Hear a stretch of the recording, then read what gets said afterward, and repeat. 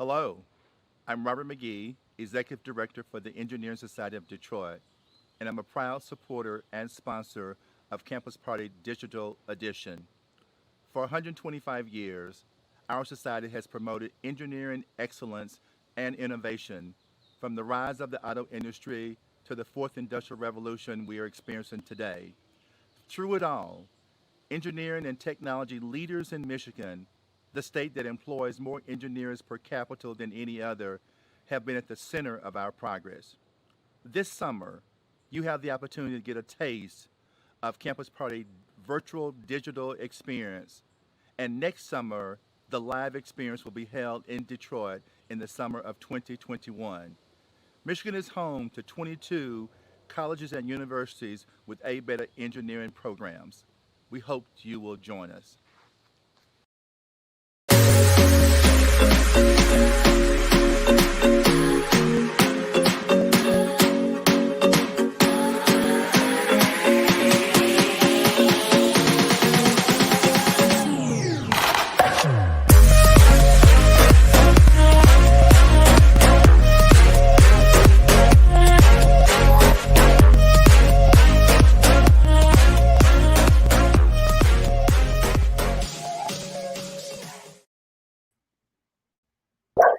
Welcome to Reboot the World, Campus Party's first ever digital edition. We're excited to have Cheryl Thompson from Automation Alley present your role in sustaining diversity. Over to you, Cheryl. Thank you so much. I'm going to share my screen and get this started. All right.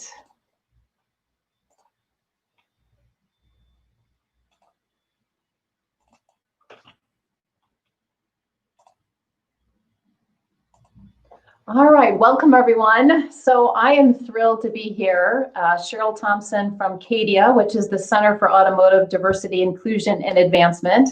And my talk today is going to be about diversity, and specifically, how can we sustain diversity? Because diversity is a fact of life, but inclusion is a choice. And we'll be talking about some of the misconceptions about diversity. So what we're going to cover today is the three critical components of a diversity and inclusion strategy and a way to make that sustainable. We're going to look at how we build the business case and get buy-in at the company you may work in, or in the community or the organization that you're in. And then how do we gain momentum by realizing some quick wins? So that's what we're going to cover today. What's the case for change? So we have the introduction about the auto industry, and that is really the space I work inside of, but this can really apply to any company. So companies right now have a ton of stakeholders. There's first the investors, the institutional investors. Companies have board of directors, the communities that they operate in and give back to, their talent, the current workforce, and the future pipeline, so the future workforce. And then their customers, and if they're not directly consumer facing, their customers' customers. So we know that the world before the global pandemic hit was VUCA. That's the acronym, which is volatile, uncertain, chaotic, and ambiguous. And things are changing so fast. There's an increased transparency. So I can look at anybody's website and see who's on their leadership team. I can look up if they're a publicly traded company and I can see who's on their board. We're global. This is an event that's being streamed all across the world. So as we are seeing with this event right now, and then the global pandemic, anything that happens on one side of the earth impacts the other side. The speed of technology is changing so fast.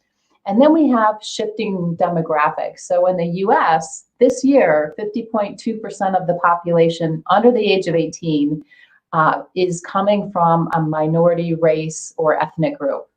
And the values of this generation, they're so much different than the Gen Xers or the boomers or the silent generation before them. So the millennials and the Gen Zs, you guys are all changing the world.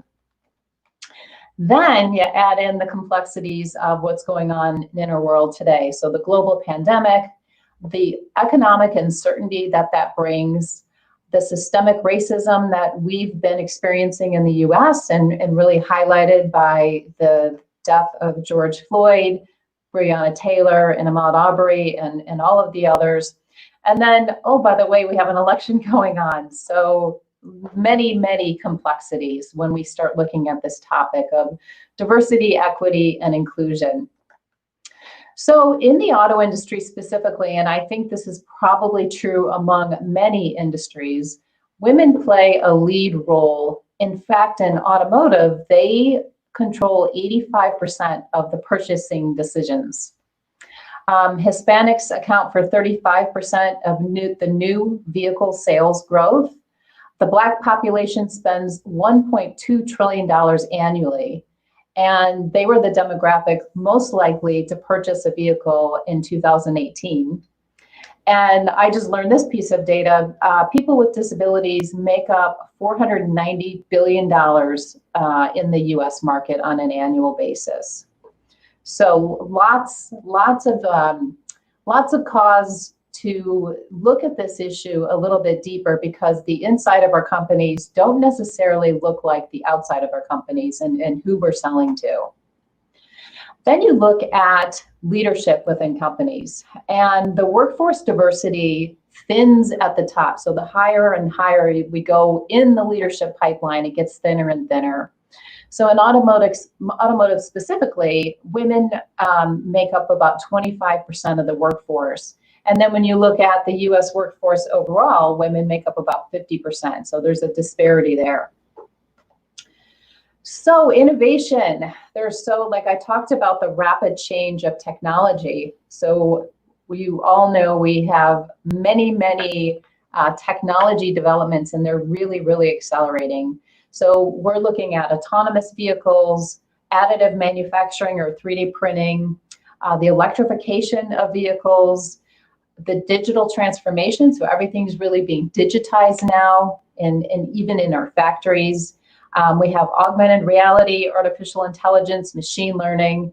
And you look at all of that from where we started with Henry Ford's Model T assembly line back in the late 1920s. So much has changed, and the pace of change just keeps increasing. So what that's going to require is a modernization of our talent base. So in 2016, the millennials became the largest generation in the workforce. And I talked about the pipeline thinning as you get to the top. So I'll look at women specifically in automotive. Entry level, about 26%. And as we go up to director and VP level, it thins out a bit. Senior VP is about 16%. And at the C-suite, women only make up 13% of the C-suite. I mentioned the census data. About 50.2% of the children under 18 are going to come from a minority race or ethnic group. And so you look at that and compare it to the makeup of the CEOs in the S&P 500 for the US, and you can see there's a huge disparity. Last time I checked these numbers, we only had 3 Black CEOs in the entire S&P 500, 11 Latino, 12 Asian, and 24 women. So we definitely have some work to do. So for diversity, equity, and inclusion, companies start at different points. Some companies, and especially if they're consumer facing, they're probably more familiar with diversity and inclusion. They probably have programs. Companies who are just getting started may be here in this level 1. So this is kind of a maturity model. And in level 1, it is very basic. The leadership team is unaware that there's an issue, there's no strategy, there's no business case developed, and the workforce is mostly homogeneous. You get into level 2, and now we have the HR team, maybe talent acquisition start to get involved, and maybe there's some training, but it's focused on fixing the non-dominant group. So we see a lot of companies that have programs for women's development, and the effort is focused there rather than looking at the organization as a whole and thinking, how can we make this organization more inviting, more welcoming for everybody so that everybody can succeed. Then we get into level 3, and this is where companies start to really have that diversity, equity, and inclusion vision mapped out, and it ties to business objectives that already exist, and it becomes an enabler for companies to fulfill and accomplish all of those objectives. Level 4, we now start to get into redesigning the talent systems. So we're looking at maybe intentional recruiting. We're looking at how people are assessed, how promotions are given, how development is handled. And then over to the right is level 5. This is where it is embedded in the DNA of every single employee. So the word diversity can be very polarizing. When I speak about this topic, it never fails that I will have somebody approach me and say, what about the white straight men? This topic is like climate change. It's like a lightning rod. And so here are some reasons why some people have a negative reaction when the word diversity comes up. So in the past, we had quotas. Quotas are no longer legal. That's in the past. But what had happened was sometimes people got put into positions that they weren't ready for, or maybe they just weren't a good fit for. Next one is sometimes there's a zero-sum game mentality. So if you win, I lose. If I get a position, somebody may say, well, you just got that because you're female. Or somebody may think, well, because I'm not a diverse candidate, I have no chance of getting ahead. So that can kind of come up as a concern. Maybe a company will start off with a great intention, and then there's a lack of follow through. Another reason is a lack of accountability. So perhaps there's no metrics. What gets measured gets improved. So not having objectives with some clear measurables and making it on par with other business objectives is the reason it fails. And not tied to performance, and then focusing on the outcome or the output rather than all of the inputs. So this is my Six Sigma black belt days of the Y equals F of X function. So an input would be maybe making sure that we have a diverse pipeline and that we are developing all people rather than just focusing on putting people into leadership positions. So what are all the inputs required to get people ready for leadership positions? Perhaps the business case isn't communicated and therefore it's not understood at all levels. And then when I think about the behaviors that are required for inclusion, those need to be communicated, modeled, and then tied to performance. So those are some things that get in the way. So how can we make programs that are successful, and how can we make these efforts sustainable? So this will be a little bit for what you can do as an individual, what you can do as a leader, and what organizations can do. So experiential learning, we've probably all seen binders back in the day when we were able to meet in person and we were maybe in a training class and we just got this book with a bunch of PowerPoint slides in it. That is something that isn't really helpful when we talk about this work. There has to be dialogue going on, and there has to be some sharing so that we can understand the lived experience of somebody who doesn't share our identity. Like I said, measuring, so setting some targets, some objectives, and then finding out where are you today, where do you want to get to, so that you can track progress. Having difficult conversations. This topic of racism right now that we're all struggling with, those discussions can be difficult. So really understanding how to have dialogue versus debate and really be able to understand another perspective, using active listening and having empathy. And then the last one here is being able to have some quick wins so that people feel like they're making progress. So what I wanted to cover today is 3 things that make up our framework when we talk about this inside companies. So number one, it's being a champion for diverse talent, having some systemic change, and then helping leaders commit to supporting diversity, equity, and inclusion. So the first one, being a champion for diverse talent. I'm going to talk about what it is and what it is not. So it is about supporting women and other underrepresented talent. It is about providing opportunity for all and not just the chosen few.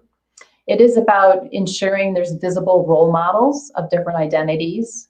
It is about offering professional development, mentoring, making sure diverse talent is part of succession planning.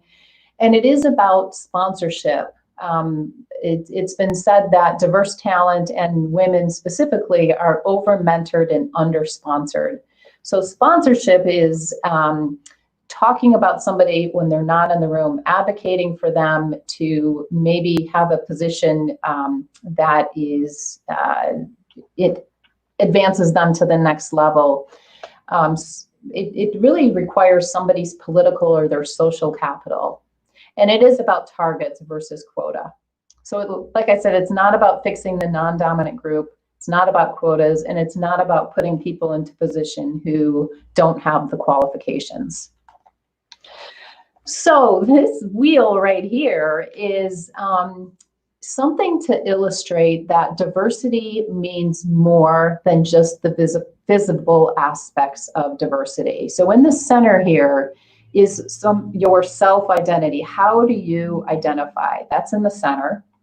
The primary set of diversity dimensions are the visible ones. These are the ones we're born with. So our gender, race, sexual orientation, ethnicity, national origin, our mental and physical ability, class, gender identity, and age. Then we get to secondary, and these are acquired dimensions, and they can be modified and they can be discarded. And then organizational are even a little bit different. They could be the industries that you're in. It could be the status that you have in a company when it comes to your management level. It could be the role in the company. And then we get even outside of that ring, and there's cultural diversity. So these are some things to think about when we're trying to make sure people feel like they can contribute, that they can bring their full selves to work. Sometimes some of these aspects of diversity get hidden. So awareness, understanding somebody else's lived experience and being a champion for diverse talent. So I once led a team and I had two young people on the team, a man and a woman. And of course, I'm a big advocate for women in leadership, and I had a little blind spot of what was going on. So I'll share this personal experience, and you may both be able to relate in the environment that you're in. So the woman that worked for me was upset because she was not getting assignments that really were meaningful for her and that gave her visibility. And when we talked about it, she said, "You always give Jack the assignments. He gets all the visibility." And what was happening was Jack was coming to me all the time, looking for assignments, looking for opportunities, but she wasn't. And so I had to take a step back and say, okay, why isn't she coming to me? So there's a little difference between the two. She kind of had the mindset of, well, you need to come tap me on the shoulder. I'm not going to come in your office and ask for these. So understanding her approach was a little bit different, was really key to making sure that I was giving opportunity to both people, not just the one that was coming to me. So a quick win for you: assess how you assign work. Do you assign work or give assignments that are highly visible to the same people all the time? Or are you looking at your entire team and seeing how can you utilize everybody? And if they're not ready for that next assignment or opportunity, how can you make sure that they're ready? Next one, the next C is change, systemic change. So what it is reviewing a number of things inside the systems that we operate in. So how do we recruit? What does our interview process look like? How do we assess talent for performance? How do our benefits and opportunity to work flexibly look? Can everybody succeed in this environment? What are we seeing in terms of attrition? Are we seeing more talent that is underrepresented leave when we compare it to the dominant group? What do complaints look like? Did we do a compensation review to make sure that we have pay and benefits that are equitable? And are we conducting unconscious bias training? So what systemic change is not, it's not reverse discrimination, it's not quotas, and it's not diversity alone. It has to involve, I would say, equity, which is a little bit of what we're talking about here with the systemic change, and it has to include inclusive behaviors and inclusive leadership. So a little lesson on the difference between equality and equity. So when I first started getting into this work, I got a little confused on what is the difference between equality and equity.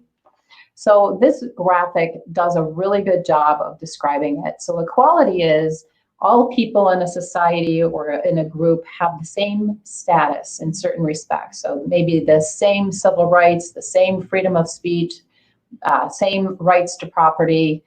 And that's really what's depicted in this first picture right here, where you can see everybody's box is the same height.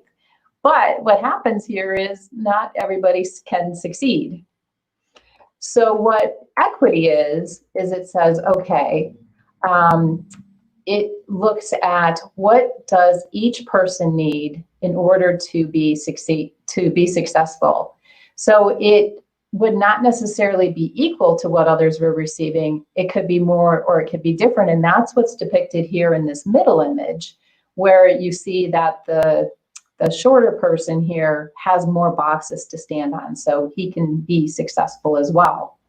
What would be ideal is if we didn't need the boxes. And we're looking here at this chain link fence where everybody can see. So that's what we need to work toward, is systemic change. So hopefully that makes sense. So networks, we all are comfortable with people who look like us, who think like us, and that can be a blind spot. I look at the way I was making hiring decisions or bringing people on board. And when I first formed the company that I have now, I worked with another white woman. And so when we expanded the team, I had to be very intentional about going outside of my network and making sure that I had different identities represented so that I could catch my blind spots and areas where I may be biased. So a quick win in terms of doing some recruiting is sometimes I hear companies say, well, I can't find diverse talent, or I have these job postings up and no one's applying for them. So my guidance would be, don't assume that just because women, minorities, or other groups didn't apply for a position, that doesn't necessarily mean there are no qualified candidates from those groups. So what you can do is, if you have an employee resource group inside your company, let's say there's African-American group, an Asian group, or maybe an LGBT group or a women's group, and you're looking for that talent, use them to reach out to their networks. You can also reach out to professional associations, colleges that may be historically Black, trade magazines, and there's a number of diversity-specific job sites there out there now. There's a couple listed there at the bottom. And the last C is leadership commitment. This effort needs to be senior leadership led because the people at the top have the power and influence. They control the budget, and they really set the tone, set the example for everybody else and how the rest of the leadership team behaves.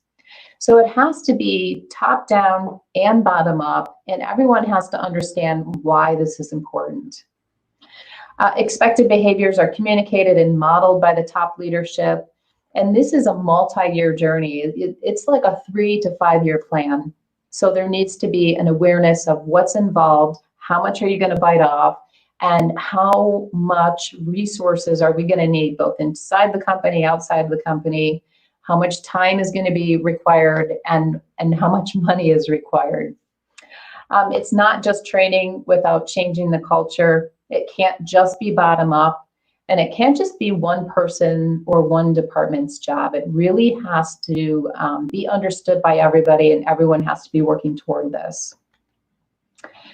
So a quick win is making it personal, and I won't go through all of this, but what I wanted to illustrate here is it has to relate to the area of the business that you're in.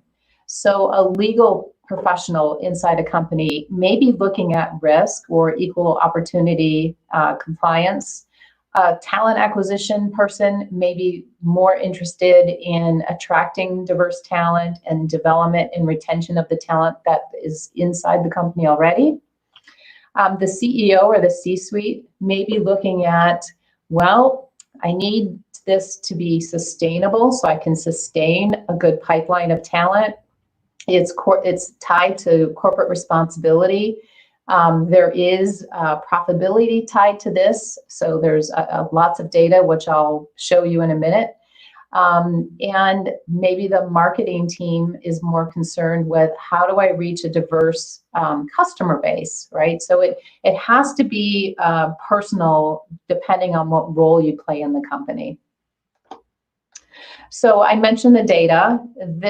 These are all of the studies out there that talk about the profitability of why companies better perform when they are working on diversity and inclusion. So I just want to touch on 2 of these. The Mckinsey Study is the latest. That was just released in May of 2020. So you can Google Mckinsey diversity and you'll see the latest study. But Mckinsey has done this study 3 times, once in 2014, once in 17, and again just in 2020. And what they found was companies who are in the top quartile for gender diversity are 25% more likely to outperform on profitability, and 35% more likely to have profitability when they're in the top quartile for ethnic and cultural diversity. So tons of great data out there if somebody is wanting to see the business case. I often say that this work is about head, heart, and hands. So the head part is looking at the business case. The heart is more of somebody who's looking at making sure everybody feels included and able to contribute. And then the hands part is really the action. Here's some more data. This comes from Catalyst in 2018, but I like how they broke it into 4 different areas. So talent, which we talked a lot about, that is attracting and retaining and developing talent and getting engagement from the team. It's also about innovation and performance, so having better revenue, breaking down that group think that sometimes happens, and then really making sure everyone can contribute to their full potential, helps team performance. Very important for responsibility and reputation. Diverse teams are more likely to recognize risk factors, and there's fewer instances of fraud. And then financial performance, we hit on a lot of that on the previous slide, but companies can pay a penalty for a lack of diversity.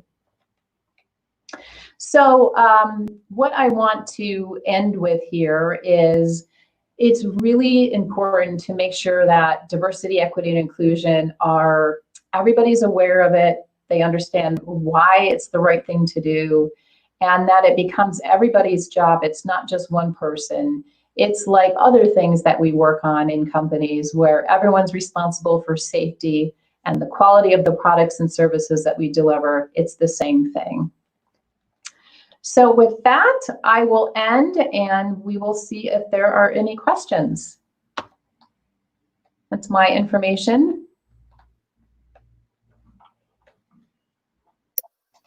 Thank you, Cheryl. Well, let's see if we have any questions in our live chat. It looks like we don't, but is there anything else that you wanted to wrap up with before we head out? No, I don't. I just hope that you've seen a lot of innovation from the diversity in all of the presentations that you've pulled together. It looks great, and I just hope everyone's enjoying and having a great experience. So thank you for having me. Yes, thank you. All right. Well, thank you to Cheryl Thompson and our sponsors of Campus Party Digital Edition USA.